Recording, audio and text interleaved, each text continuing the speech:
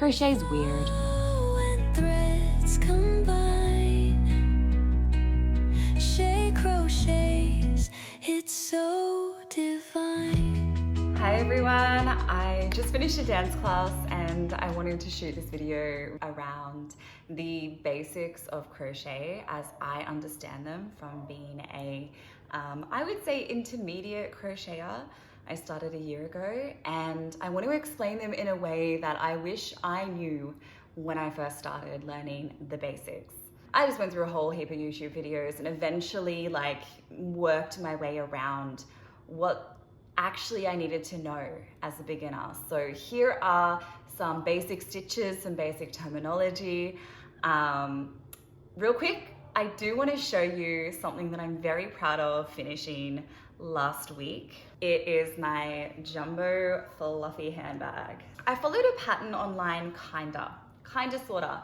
There was a heart-shaped pattern that I really liked the look of, but I used very different yarn. I used jumbo yarn, which I have here. So it worked up so fast. I think this bag took me 2.5 hours, maybe 3 hours. And I added in fluffy yarn. I joined it differently. I don't know if I should have watched the tutorial fully. I didn't, because I kind of made the pieces up to where I was like, all right, I can work out the rest on my own. I added a love heart, I made the chain myself, and I wanted to do like different colors each side. So this is the bag. Created my own little closing mechanism here. So it kind of just comes around and closes, and it actually fits quite a lot. If you like this bag and you want a tutorial, I can probably do a tutorial on this with the jumbo and fluffy yarn specifically, in how I did it. I'll also link down below the inspiration that I found and the first, especially the love heart shape. I followed a tutorial to create the 2 love heart pieces, and then the rest I didn't do. All right, let us get into the actual yarning. I'm gonna show you with some jumbo yarn because I find it really easy to show you. So I'll do jumbo yarn and a jumbo hook as well. So I'll, hopefully make it clearer with that. All right, so basics of crochet, you use yarn and you use this hook. Now this is a very large hook. This is a 10mm hook. I have lots of different size hooks now. I'll show you some of them. So if you think about it, if you're using this hook, you're likely not going to be using yarn this big. It doesn't really match because look at how tiny this little hook part is. And also, you want really fine and closed stitches, closed and fine stitches, so that you're making a very, actually I'll show you a swatch of something that I would use this hook for. So like this, look how tiny that is. It needs delicate hook because it's delicate work. And that's really, really thin yarn. When you work your way up with thicker hooks, bigger hooks like this, you're going to be making bigger stitches and working with bigger yarn. So a lot of projects, they're gonna tell you the hook size you need, the yarn size you need. I don't always follow what they say.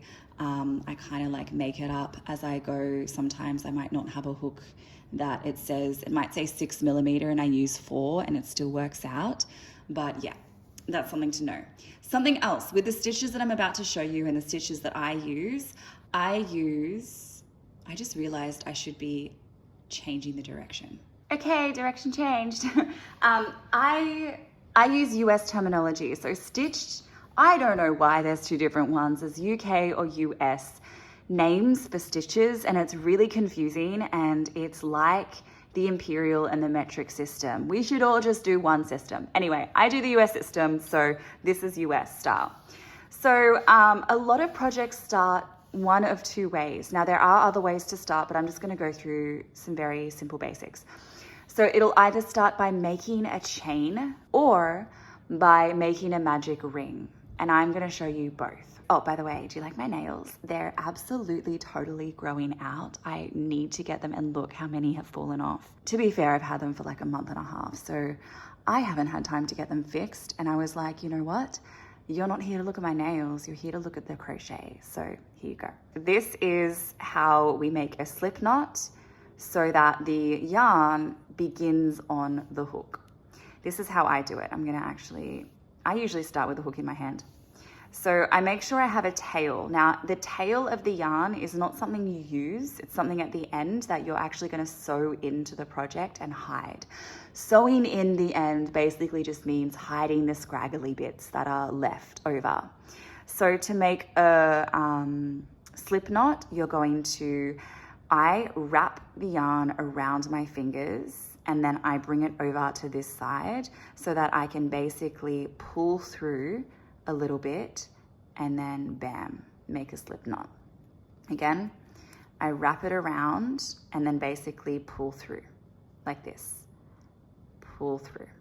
And then I pop it on and then I tighten it by pulling the end. Usually the slip knot you shouldn't start with a super tight slip knot because it's going to be more difficult to work back into. So here is a chain. You're going to, by the way, there's all different ways to hold a yarn and to create a steady tension. Steady tension means you're kind of pulling the same amount as you're working through it and you're still holding some kind of taut. So there's a tightness to it as you're working. And I have noticed that I do it differently all the time. So I'm not even going to try to tell you how to use it around. Some people have little gadgets as well, which is kind of cool. I just had to restart the video for a second. So basically, slip knot is on here and I'm holding the yarn. I kind of hold it like this. So I can feed it through my fingers and have a little bit of tension. I can still hold it in some way. So you're going to yarn over from the back, not from the front, from the back. Yarn over and then pull through the loop and then keep doing that. Yarn over from the back, use that hook to pull it through and then keep going. Yarn over, use the hook, pull it through. Yarn over, pull it through. Yarn over, pull it through. And basically just keep going. Some chains have to be super, super long when you're making projects. Some are super, super short. Basically, I'm just gonna work up so I have space to do things and bam. So then you have a nice pretty chain. It looks like a plait or a braid. It essentially is, I guess, the same as what a braid would look like if you were braiding your hair. Holding the yarn in a specific way basically makes it so that these are roughly the same size. Some people are very, very neat with a crochet. I'm sure I'll get neater the more I do it. But that's what people mean by tension. So having a very consistent way that you're holding the yarn allows for it then to come out consistently. Now from here, I'm actually going to show you how to do a single crochet. So single crochet, I'm going to work back into the stitches. So basically you're working like zigzag up and down, up and down. A single crochet, I'm going to start with this stitch. We call them stitches, these loops. I'm going to start going back into this. So single crochet, we don't do any yarn over. We actually just go through here. I'm going to go through one single here. And then I'm going to yarn over. Again, it's from the back, yarn over. If it was from the front, I would be doing this. Yarn over. Then you pull that stitch through and now you have 2 loops on your hook. You're going to yarn over again and pull through both of those loops. Bam. Same thing again. Go in, pick up this, pull it through, yarn over, pull through both, bam, single crochet. Again, go through, yarn over, pull through, yarn over, pull through 2. Again, go into the stitch, yarn over, pull through, yarn over, pull through 2. Go into the stitch, yarn over, pull through. And that's essentially it. Bam. That's a single crochet and that's what it looks like. Now, I've all the way gone to the end and a lot of the time we then turn our work to go back through and we do a single crochet. Not a single crochet. We do chain 1, so that's a chain, just like our starting chain. Turn the work, so we were working this direction. Turning the work means basically turn it around and we're going to work this direction. So again, we're working right to left. And I'm just going to give myself some more yarn. Now, I actually want to chain 2 because I want to do a double crochet. A lot of the time when we do double crochets and we turn the work, we do a chain of 2. Your pattern will tell you what to do. So, double crochet, you actually yarn over first before you go in. Now, because we're not working into a chain and we're actually already working into stitches, these are the stitches, these top things that you see. 1, 2, 3. It's 2 little strands, but that is 1 stitch. These 2, 1 stitch, 1 stitch, 1 stitch, 1 stitch. So I'm going to yarn over and I'm going to go into this first one. This is my chain that I made, that chain. So I'm going to go into this first one here. Yarn over. Now I go through both or under both, however you want to describe it. We go through here and then I pull that yarn through, but now I'm going to yarn over again. And like the single crochet, how we pulled through, we're not going to pull through all. We're going to pull through 2, these first 2, so that we now have 2 more loops on the hook, yarn over once more and pull through those 2. Again, yarn over, enter the stitch, pull, you have 3 loops on your hook, yarn over, pull through 2, yarn over, pull through 2. And now that stitch height is higher than this, and that's a double crochet. Single crochet, the stitches are closer. Double crochet, you have much more height to them. Yarn over, boom, oops, boom, pull through, oops, pull through 2, pull through 2, yarn over, go through, pull through 1, pull through 2. I'm going to show you a, look, I don't know why they call it treble crochet. To me, it's a triple crochet. You got single, double, triple, but for some reason we call it treble. I don't know why.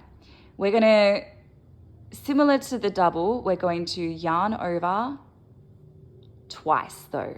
Double, we'd only yarn over once. We start with 2 yarn overs, which means we now have kind of 3 lines of crochet.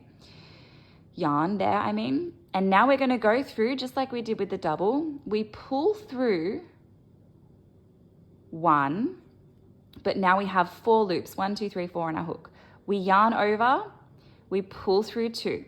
Now, we have 3 left. We yarn over, we pull through 2. We yarn over again, we pull through 2 again. Always pulling through 2. And then that height, it's much higher, see the treble crochet. So we're going to do it again. Yarn over twice. Go through, pull through. And now we yarn over, pull through 2, yarn over, pull through 2, yarn over, pull through 2. See how there's like a rhythm to it, and that's what it looks like. One more. We yarn over twice. We go through the stitch, we yarn over, pull it up. Now, yarn over, pull through 2, yarn over, pull through 2, yarn over, pull through 2. See how in this project right now, I've made it wider with that treble crochet. So the work is growing because of that. I can make it more shallow again by doing a double. So now I'm descending the height. I am not going to finish the row because I'm lazy. So I'm going to go, I'm going to chain 2 and turn my work. And I want to show you what an increase is. An increase is a way to grow our work so that rather than it being a square, it's going to become bigger and bigger as it goes along. So you're creating like an increase in the width. Decrease is literally going in, decreasing the width. An increase increases how many stitches are on the top. A decrease decreases how many stitches. So I'm just going to do a regular double crochet here. An increase is doing in one of the stitches, so these are the stitches, right? These are the holes we've been working in. We've been doing 1 for 1 at the moment, but an increase is basically just doing 2 in the same one. So yarn over, go through, pull up a loop, and then I go through 2 and go through 2. Now I'm going to work back in the same stitch. Yarn over, go into the same stitch, pull through, pull through. So I put 2 in 1. See that? I have doubled. So now if my chain started off as 10 chains, I don't know how many started it with, but if I did 10 chains and I made an increase, that means I now have 11 because I added an extra 1. Where there was 1 before, there's going to be 2 at the top of this chain now. That's an increase. So your stitch count changes. And in. So there's 2 increases in a row.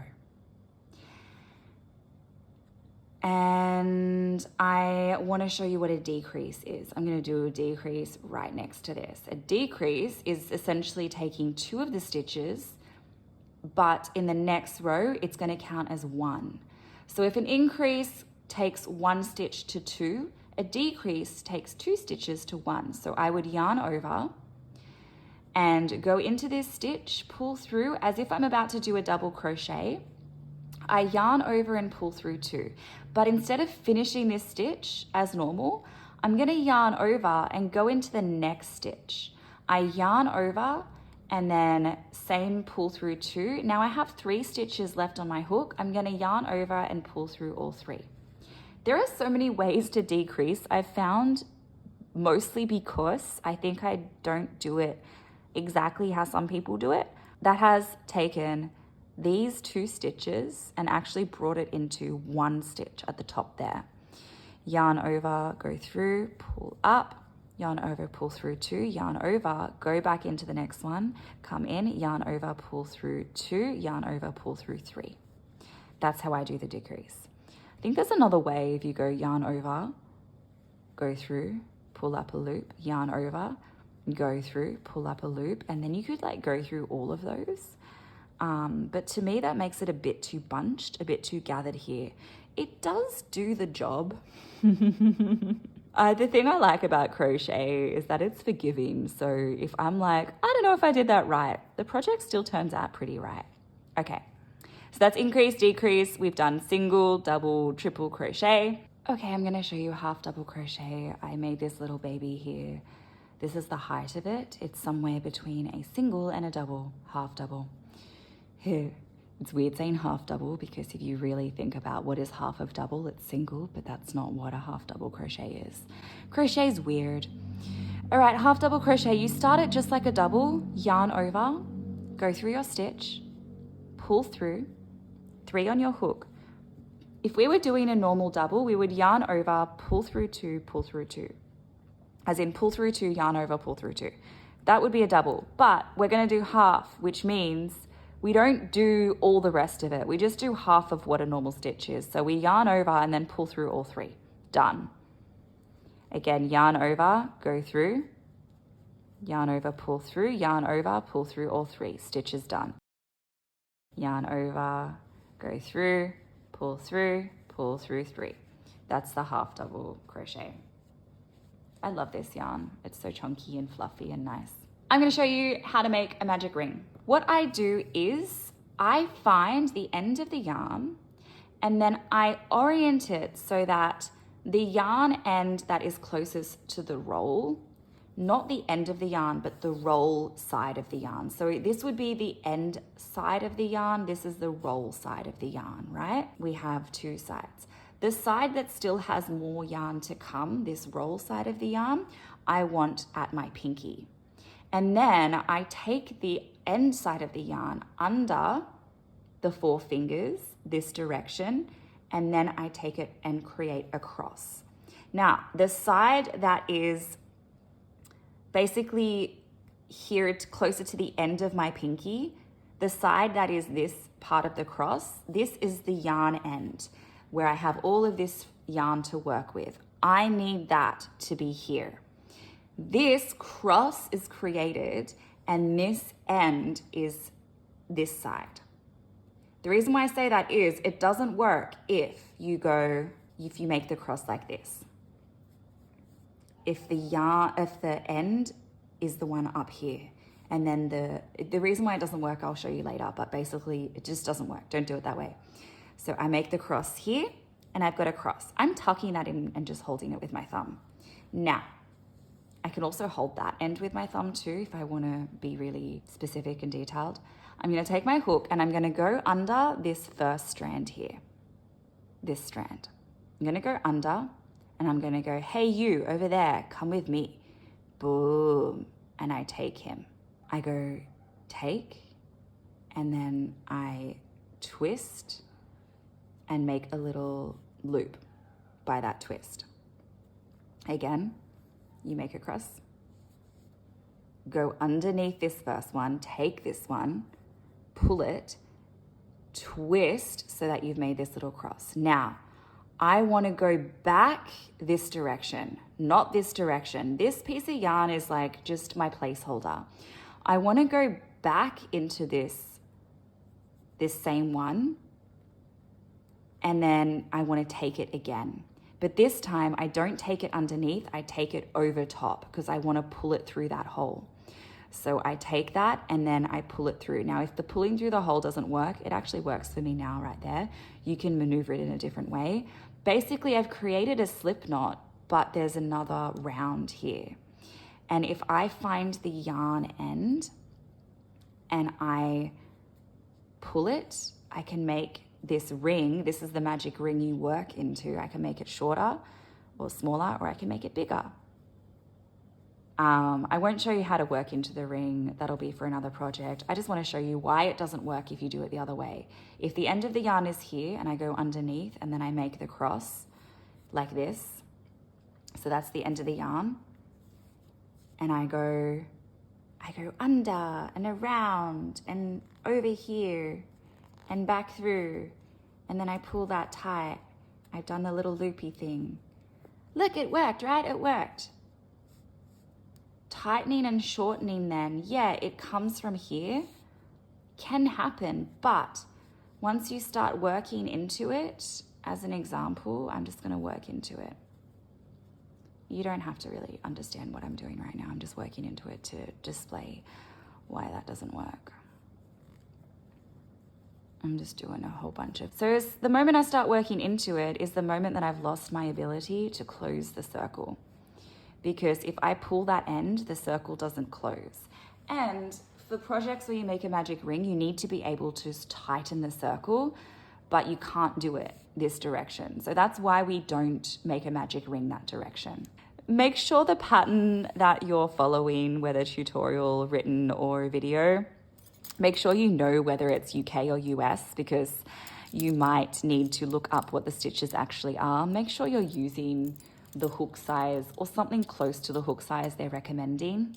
So stock up on hooks, different hooks. Stock up on different kinds of yarn. This is the yarn I'm actually working with at the moment for the project that I'm working on.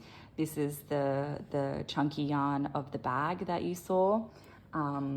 Little sneak peek of the project I'm working on. It's actually a dress. This is the skirt part of the dress, and the top part of the dress is super pretty.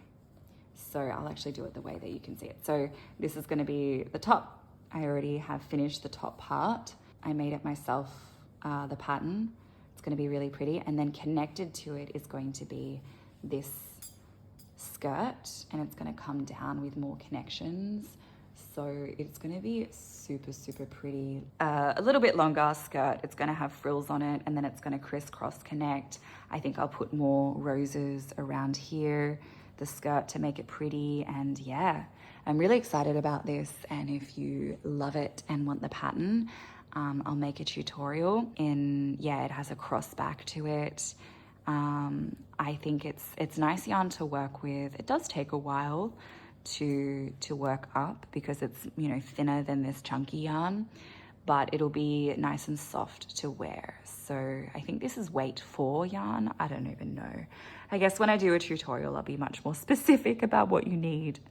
And the hook size that I'm using for this one is a 4, but I think the hook is in my bag. But yeah, I'm using a 4 hook, so one slightly smaller than this one. This is a 4.5 millimeter. Cool. Thank you for joining me. I hope you had fun with my antics and teaching style. And I'll see you in another video. Crochet crochets, it's so divine.